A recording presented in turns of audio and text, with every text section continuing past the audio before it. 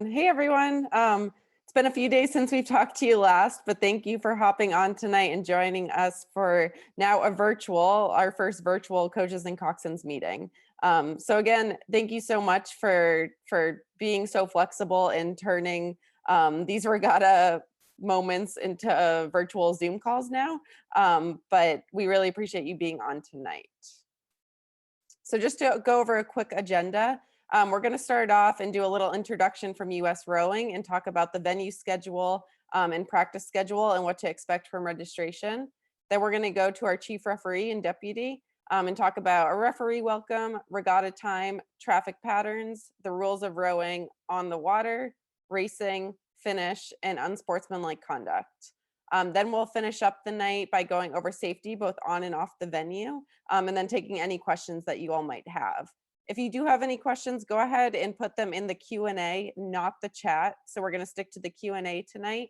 And then we will, if they come up and they're relevant to that moment, I'll interrupt Terry and put that on her right then. If not, we'll answer the questions at the end. So right now, again, I want to say thank you guys so much for joining us. Thank you for so much for being flexible as we work through this crazy year and getting back on the water for the first USRowing event back. Our goal is continuously to make sure that it is a safe and fair regatta. So on Sunday, we talked about the COVID aspect of everything. Tonight, we're gonna kind of steer clear from that to just focus on more of the racing aspects and venue operations. So if you do have any additional COVID questions, go ahead. You're welcome to email me at any point in time and I can answer those questions for you. But also from the Sunday night webinar, that is recorded and it is posted on the Regatta Central page. So if you, your coaching staff, any of your athletes and spectators, parents, I would definitely recommend sending that out to them so that they can watch and be prepared for when they show up to the venue. So tonight on this call, we have myself, Sarah McAuliffe. I'm going to be the regatta director with you guys.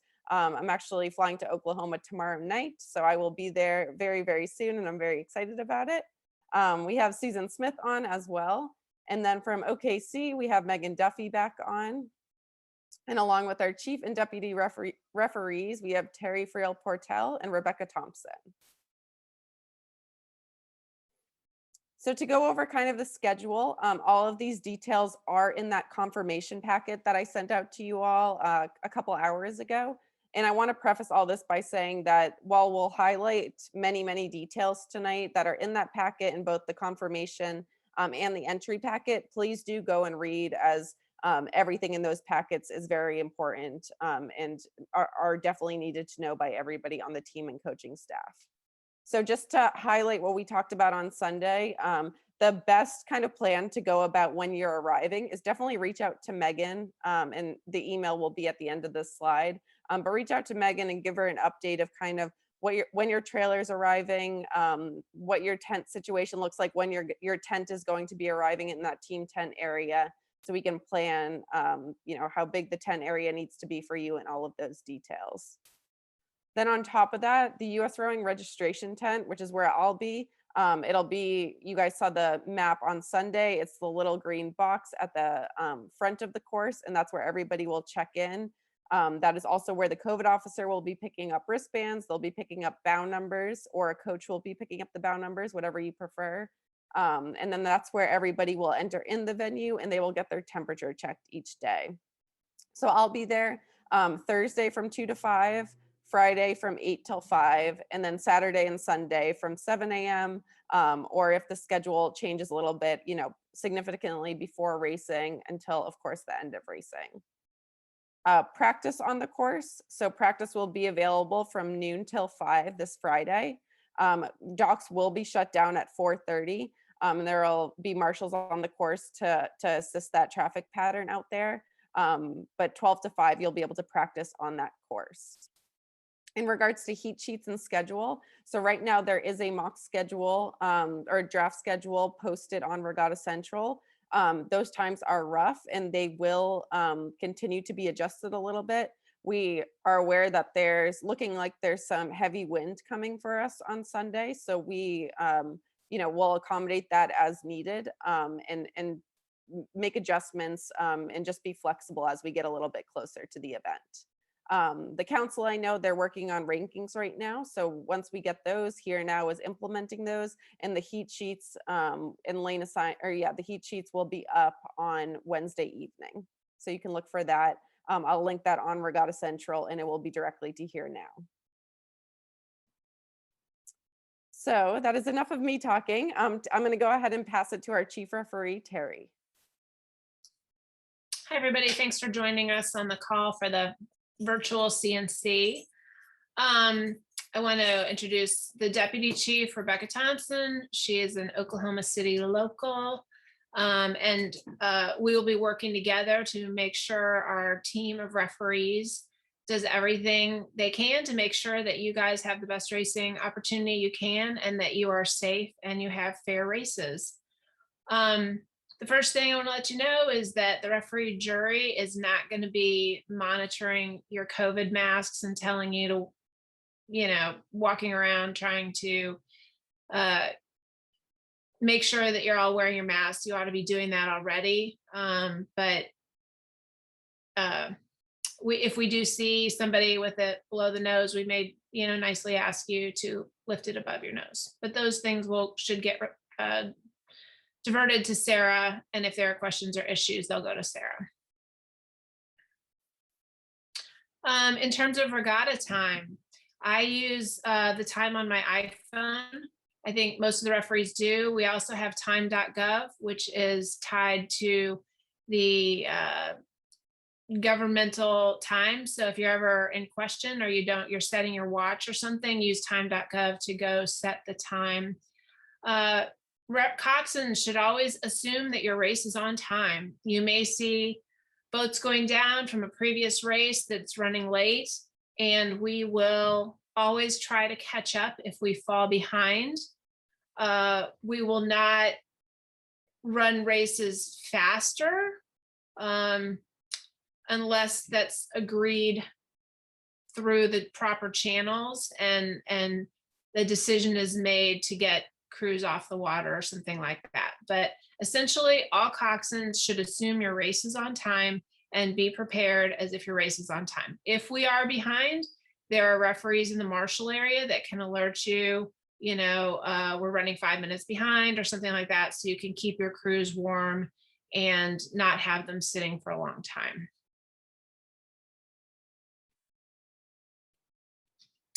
So this regatta is a little bit challenging just in terms of we have different traffic patterns for practice day, race day, and time trial day. So we want to go through these with you and encourage you to perhaps print it out so you've got it for each day. This would be Friday, the practice day. Crews will be going, as you look at the race course here, the top of it is the North Shore and the bottom is the South Shore. The course is essentially running from east to west. So as crews launch from, it would be, Sarah, I don't know if you could point with your pointer to the tip of that arrow just before the bridge. Yeah, crews will be launching where the pointer is right there. And we would like you to go down lanes 6 and 7 to the start. And essentially, we want you to stay on the course during the practice day. No looping back in the back. You're going to go down 6 and 7. When you get to the start bridge, you'll go to the gap between the shore and the start bridge.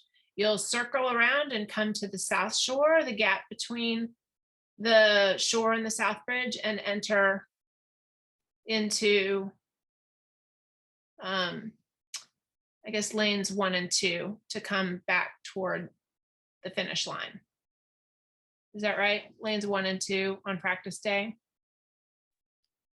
Yes, and they can use lane 3 if they like. We just keep lanes 4 and 5 open as a buffer. Okay. So. Okay, so returning to the finish line, lanes 1, 2, or 3. Sarah, Megan, do you want to speak about lane 0 being the dead lane, and that's probably for hazards the whole weekend? Is that correct? Correct. Yeah. With every traffic pattern we have, lane 0 always remains a dead lane. So that farthernmost southern lane, that remains dead. There are just multiple hazards there. We have some course cable that anchors our course system down in that lane. The bridge pylons at I-35 that cut the course almost right at the 1,000 meter. Those are impassable in lane 0. And then up at the start, about 100 meters or so from the start, there is a pylon in that lane 0. So on race days, where applicable, we'll have someone up at that pylon to help you guys remember. But yeah, lane 0 is just dead due to hazards all the way up the course. And lane 0 would have only one lane of buoys. So whenever you're traveling up the course, you should have coxswains should have buoys on both sides of your boat. Okay. Any other comments here on the practice day pattern? Nope, I think we're ready to move forward. Okay. So for time trials on Saturday, will not change a lot. Same idea. We're going to launch from the tip of the arrow point there where Sarah's pointing and head up the course again in lanes 6 and 7. When you get to the start bridge and you circle around behind, you will have the option to make a clockwise loop back there.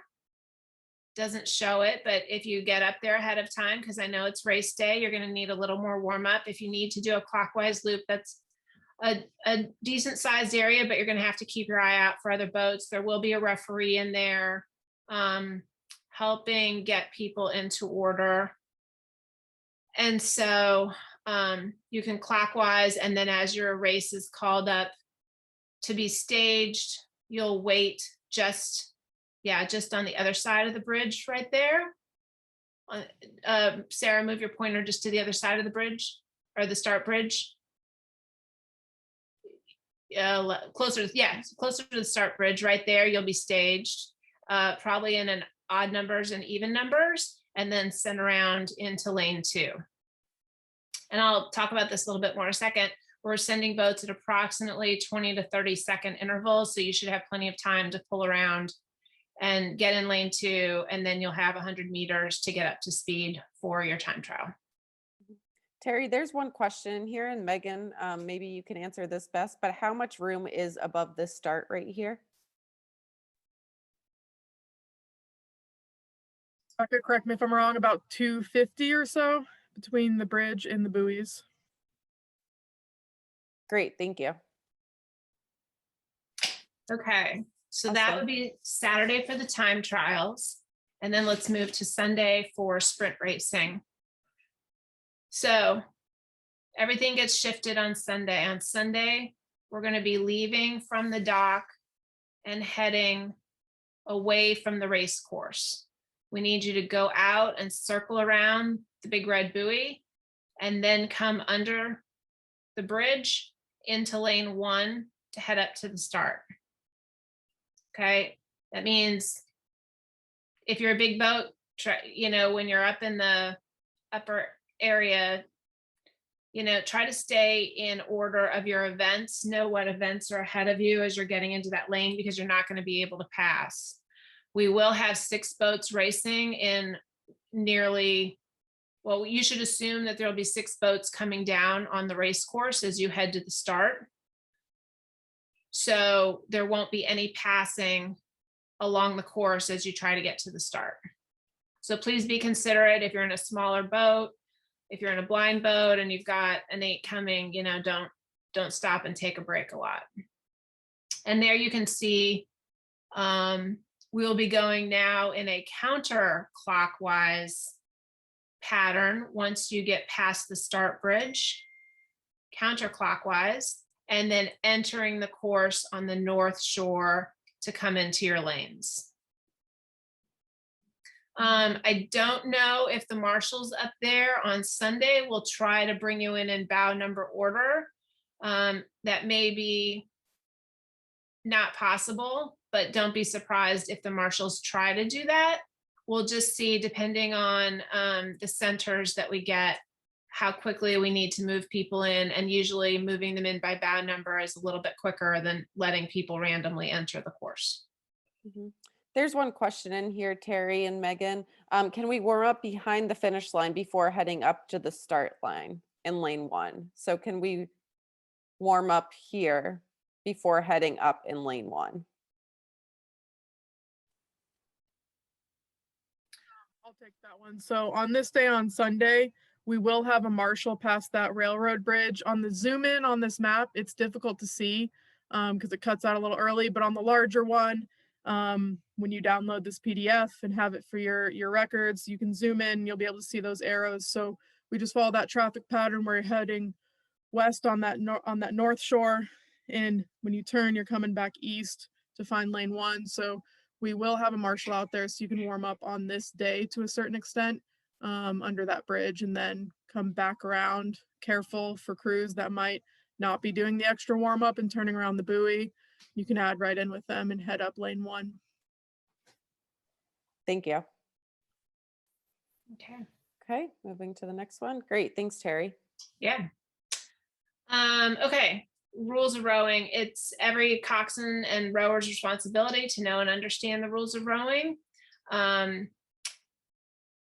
So it's online. If you need to get a copy of it, feel free to download. Fun reading on your trip over. Equipment. Every club should have signed that their equipment meets the rules as stated in the rule book. The heel ties will be tightened at no more than 3 inches, and that the bow ball is firmly affixed for safety. The referee at the dock will only be doing a visual check. They are not there to be messing with you and your boat. If they see strings from heel ties hanging down, they may stop you and ask you to show it to them. But unless they see something, they shouldn't be stopping you for any equipment concerns. The referee there will be trying to log what time you get on the water. So please check in with the referee, tell them which boat you are so that we can capture your launch time. Bow numbers are really, really important. Make sure, coxswains and small boat rowers, that you have your bow number on your shell, especially with the time trial. It's incredibly difficult to figure out who you are, especially if you're out of order, if you don't have that bow number. So make sure everybody has their bow numbers. Mm-hmm. While we're talking about bow numbers too, I just put one reminder in that US Rowing will provide time trial bow numbers. So that's what you'll pick up with me at the US Rowing tent at the entrance of the venue. But it is up to the team to provide sprint racing bow numbers. So definitely come with a few sets, lanes 1 through 6, just to be flexible. But a final reminder that US Rowing will provide time trials. You will provide your sprint racing. And I would just say, if you have 2 sets of bow numbers and you need 3 6s, turn a 2 upside down or use a 7 or something, so that it's better to have a weird bow number than no bow number. Okay. Terry, I'm going to quote you on that one. I like that. Thank you. Sure.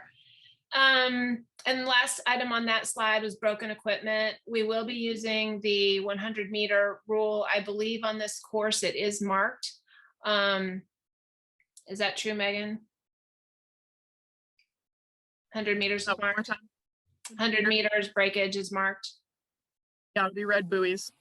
Perfect. And so on the sprint racing, that's where we will call the race back. If it happens after that, we won't.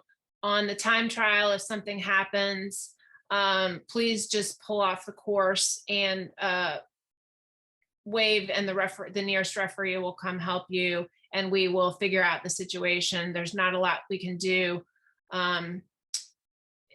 We'll figure out how to, what to do, where your breakage happened and all that. So.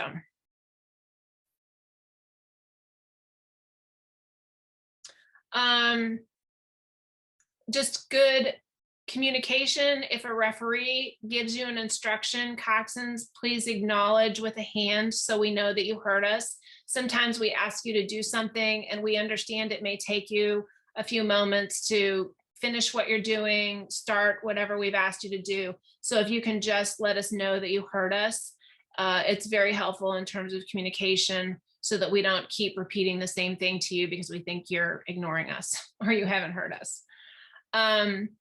So some things with when you're traveling in proximity of the course, as you approach the start, if a start is in progress, you need to stop and wait to pass until the crews have started the race. As you approach, please do not stop right at the starting line or stop where you're going to drift into the way of the aligner. You should be, as you see that 100-meter mark with the red buoys, you should be looking at the start, assessing if a start is about to happen, and probably stopping there. And if you're behind a crew that stops because they think there's a start coming, you need to stop as well. Okay. Similarly, please don't row through the finish line as the crews are finishing a race. It's can be challenging up in the tower with the cameras and everything. So please, if a race is finishing, try to hold and wait until you go through. And during the body of the course, if you are doing your power strokes, and I know there are going to be times when you want to, especially the bigger boats can create a wake that can travel across the course. So if you see a race approaching you, please do not be doing a power 20 or something that's going to potentially affect the crews that are racing toward you, because that becomes unfair to lanes 2 and 3 and 4 potentially. So power sequences are fine as long as a race is not in close proximity.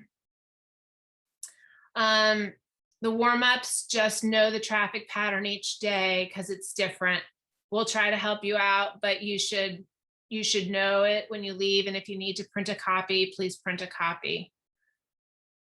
Time trial starts. So I don't know how many of you guys have done time trials before. It's similar to a head race. So if any of you have done a head race, it will be similar to that. We would like you to be in the starting area behind the start bridge 5 minutes before your event time. There will be a series of referees back there helping manage and helping you get into bow number order behind the start dock. As I mentioned earlier, we're probably going to try to have the even numbers and the odd numbers so that you can merge and move into the front of the start dock and turn into lane 2 and just keep moving forward. So pay attention. There's going to be a series of referees that will be giving you instruction as you move closer to the start bridge and the start line. You'll be asked to come around the south end of the dock, get into lane 2, turn, and the referee will be standing behind lane 2 and will tell you to begin rowing, because we are trying to have a pretty solid 20 to 30 seconds between each crew. So don't go around and sort of aim for lane 2 and head up the race course. We want you to come into lane 2, make that 90-degree turn, wait, and then the referee will say, begin rowing or something. You may row or whatever. And then you'll have 100 meters to get up to speed when you cross the starting line. You'll need to use the visual there. We do not have a sound for you for the starting line. So just use that 100-meter mark as your visual for when you are on the clock.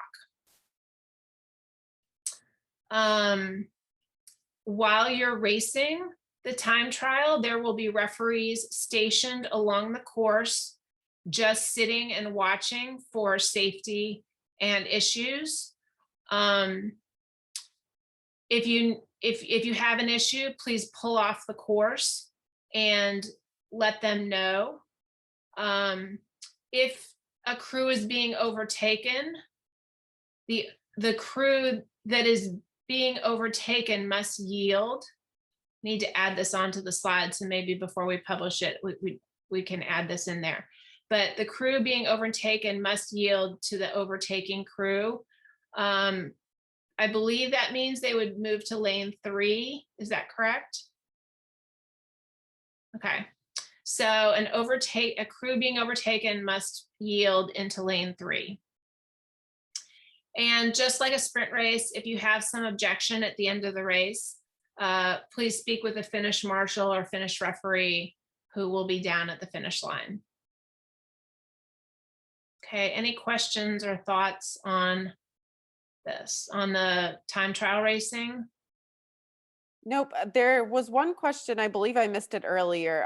Can the marshal be out on Saturday? I'm assuming that's referring to the marshal closer to the end, to the finish of the course. And Megan, there will be a marshal located there on Saturday as well. Can you verify that?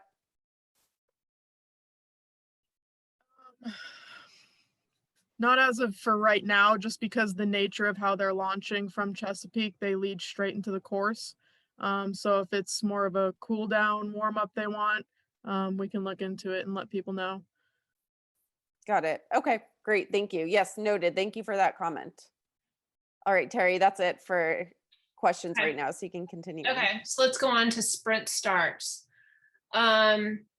So sprint starts, the races are going to be somewhere between probably 8 and 10 minute centers.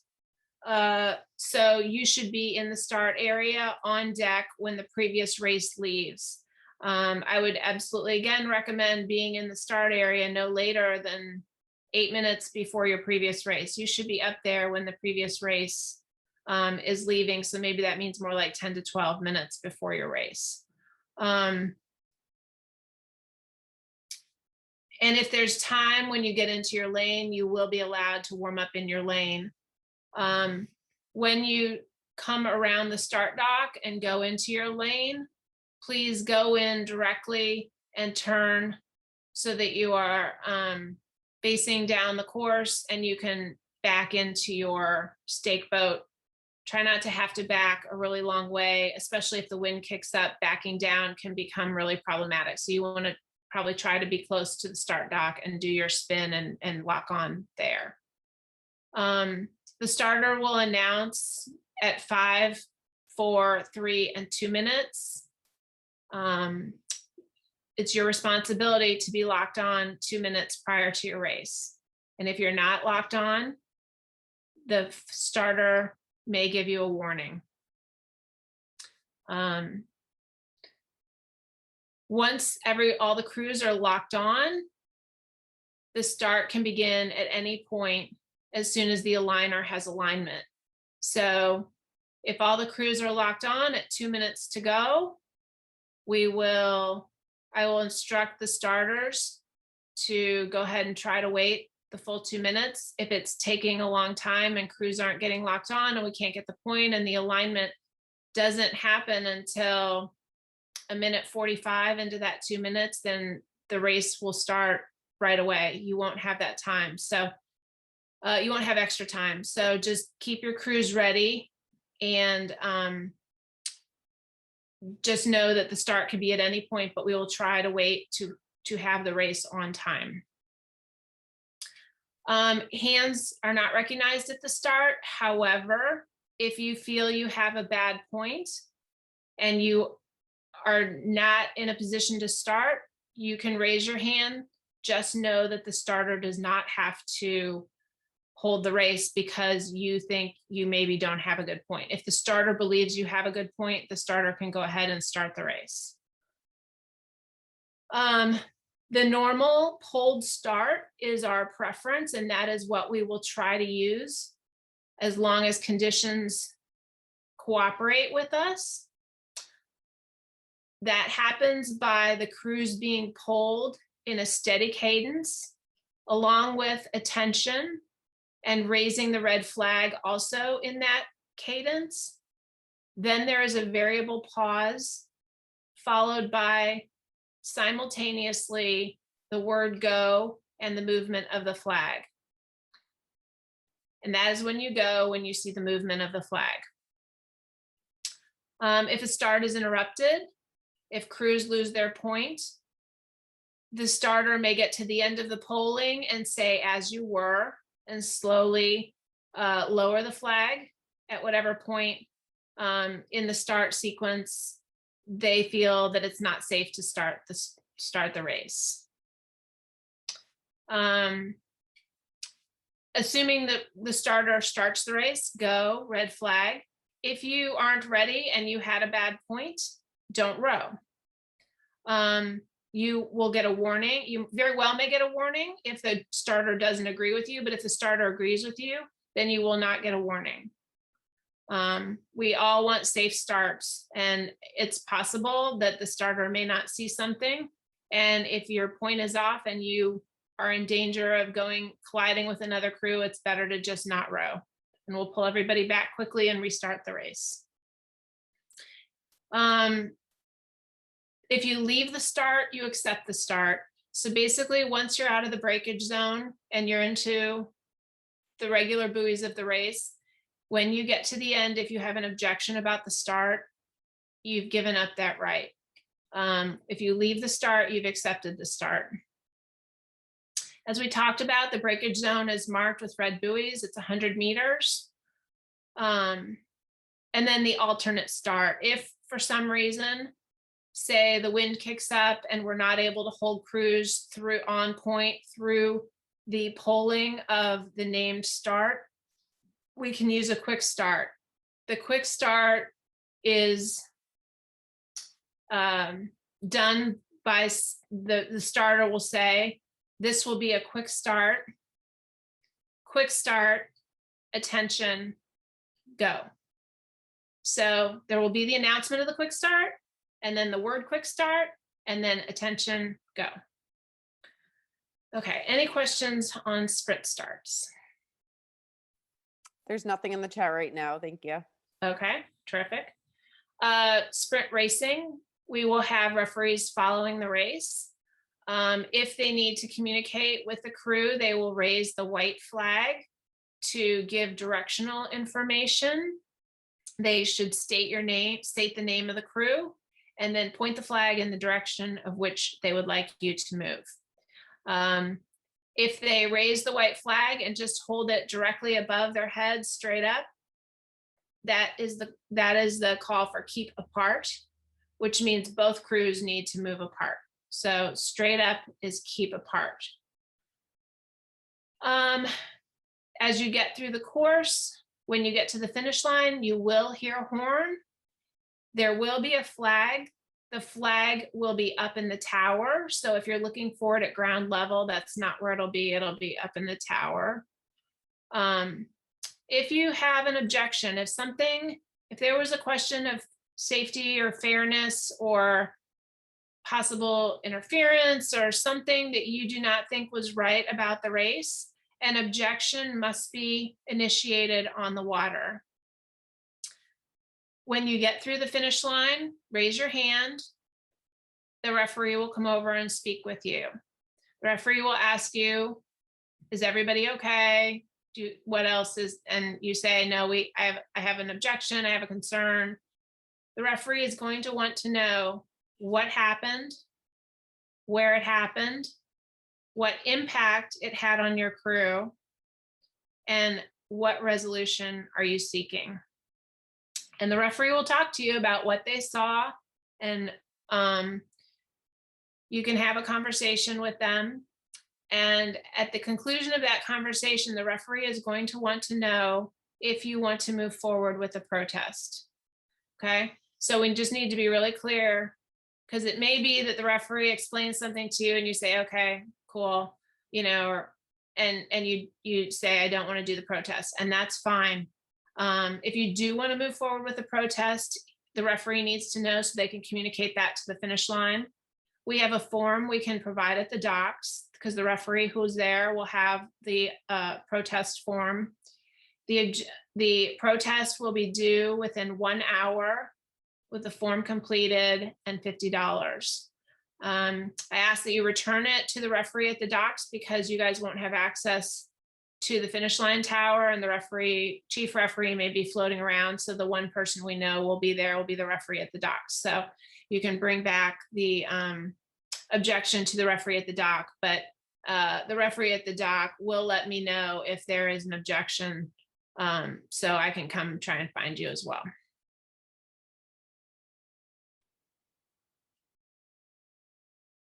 This is just a rules reminder.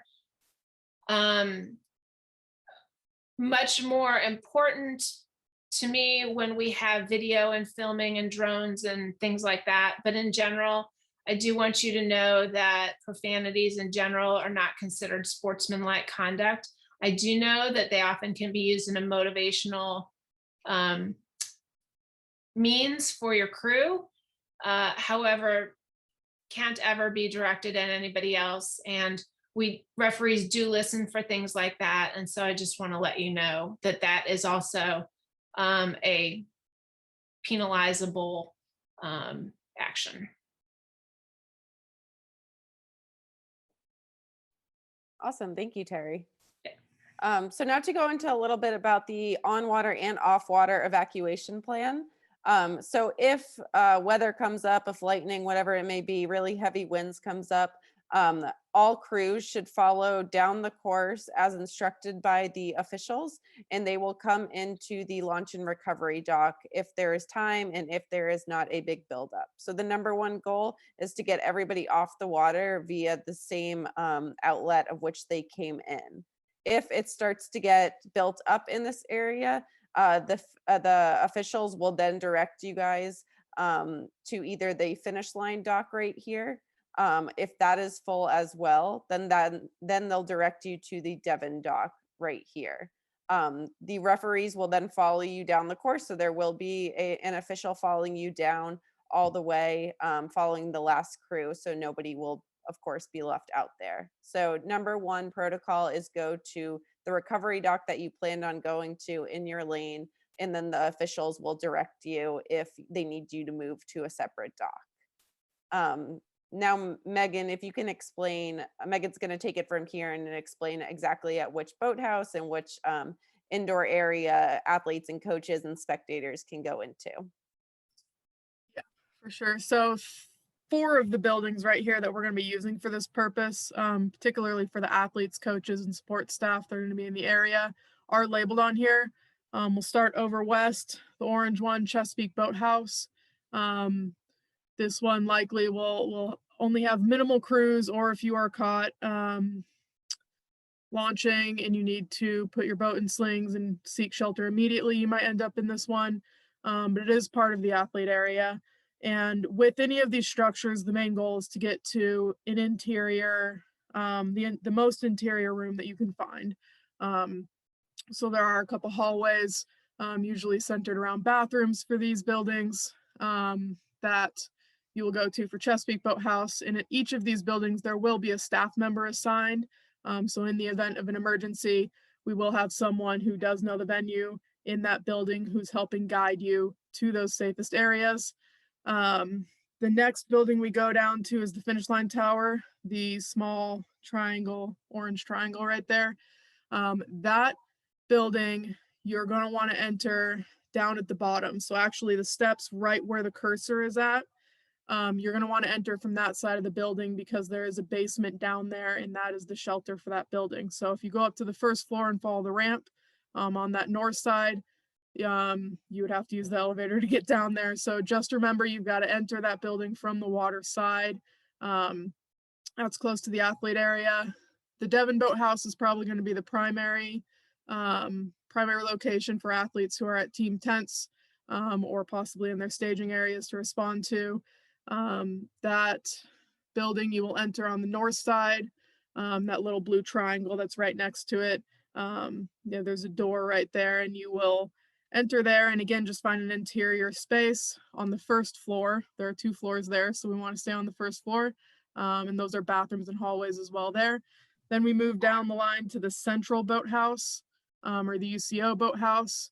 That one is where the volunteers are going to be going in the event primarily.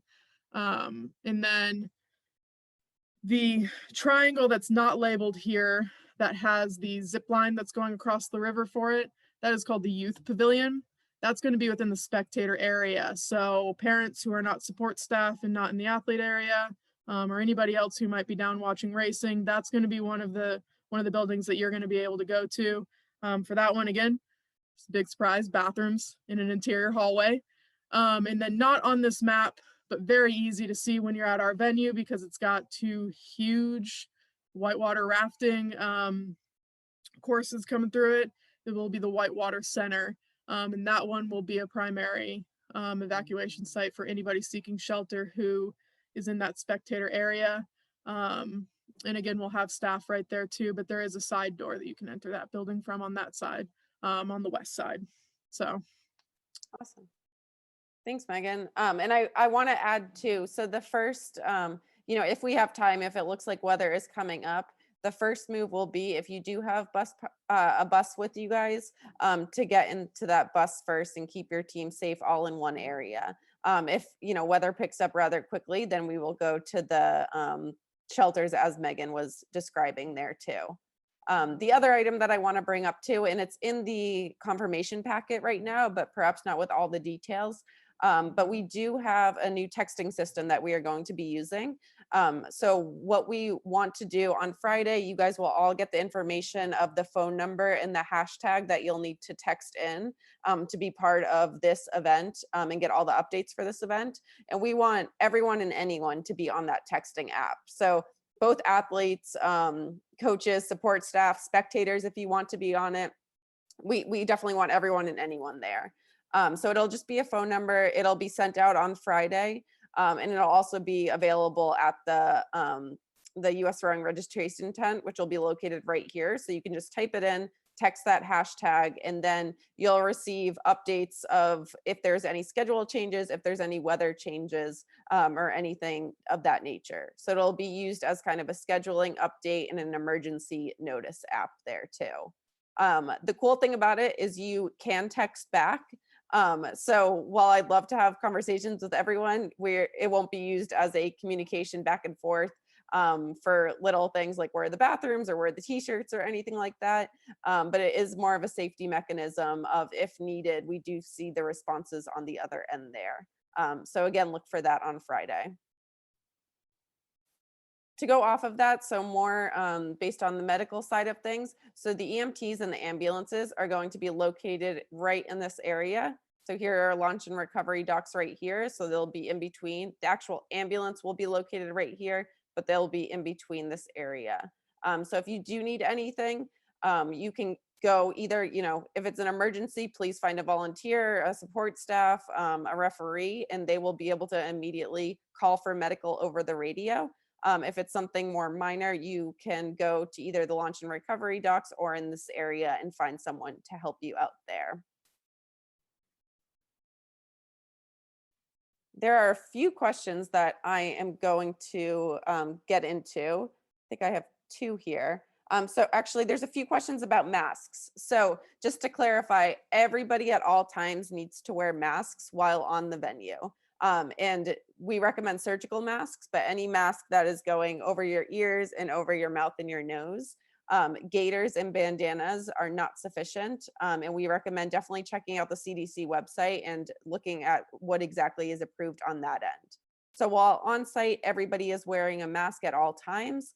If you are eating or drinking in your team tent area or at your trailer area, of course, you can pull it down, get a snack, get some water, but then immediately going back up. And that is for the spectator area as well. So everybody in the spectator area needs to have that mask up the entirety of the event. When you're walking down to the docks, rowers will keep their masks on. Everybody will have their mask on. They will get in the boat, they'll shove off. And then once completely cleared, then the full crew can take down their masks and remove it. Upon arrival back to the docks, those masks must be up prior to even touching the dock. So the only time that masks are able to come down is once you are completely pushed away from the dock and on the water. The other question I have here is, if we had a lineup change to make on site, should we do that through a designated coach, or can the squad coach that affects do that? Got it. So more just wondering who can come up to the US rowing tent. Yes, whatever is easiest. So there's not, when it comes to COVID and we're talking about the wristbands and checking in the team prior to the whole team arrival, that is the COVID officer's duty. Nobody else can pick up the wristband except for the assigned COVID officer who we talked about on Sunday. But if there is a lineup change, if there is something on the water base that needs to be settled, then yes, that specific coach can come up to the table and we can do that right then and there too. Other than that, Terry, is there anything else that you want to add? I think you covered about everything, but just making sure. I don't. There are some questions here in the Q&A. I don't know if you explicitly want to. I didn't scroll down. Yes, hold on one second. So what is the plans if winds are too strong on Sunday, as you hinted at the start of the presentation? Good question. So we are running through all of those options after this and tomorrow morning. So I will have a much more detailed plan for you guys probably tomorrow evening with what our options would be. Thankfully, you know, we don't do a CNC meeting very often this early. So we have some time to give our options and some time to see how the wind either escalates or de-escalates. So more to come on what the options are and what we can handle tomorrow evening. The good news is Saturday is looking better. So it's looking like our time trials are going to go off strong. Will teams be penalized for not wearing following the mask protocol? Yes, we are completely serious and understand the importance of the masks. So yes, at all times, if there is somebody who is found to not be wearing a mask, the COVID officer for the team will immediately be alerted, and it'll be on that person and the COVID officer to then rectify the issue instantly. If it becomes a multiple time occurrence, then that team could potentially be asked to leave and will be excluded from the regatta. So that applies for both the spectator end of things and for the athlete end of things. We want to make sure everybody is looking out for each other. So there is really no tolerance policy on the masks. Okay, looks like a couple more are coming in. I'm going to give you guys a second. Sarah, did you see the question about the seating on the lanes? Hold on one second. Bear with me, guys. Opened. Do the lanes for the finals get seated from the middle lanes out or from 2 over to lane 7? Good question. That'll be determined based off of weather. So that is another thing that will be announced tomorrow evening on what our options would be. And of course, we'll stay flexible as we know more about the wind come Saturday and Sunday. So stay tuned for that.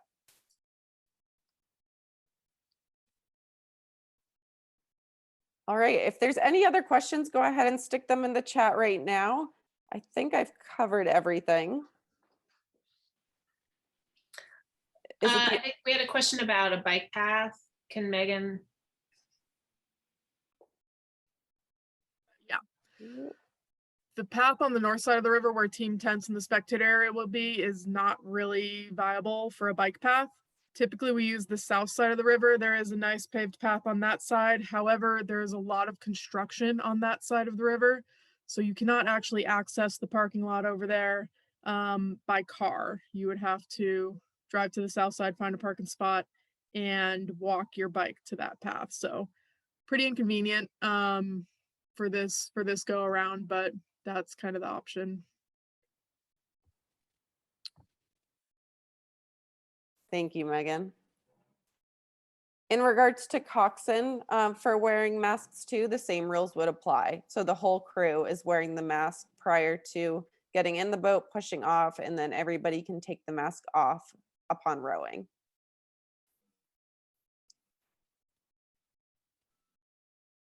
Okay. It looks like that is it. Awesome. Well, thank you, everyone. This is being recorded, so we will work to get this up and get it posted so you can share with the rest of your crews. But other than that, I will see some of you guys on Thursday. And if you have any questions, feel free to reach out to me via email and I'll get back to you as soon as possible.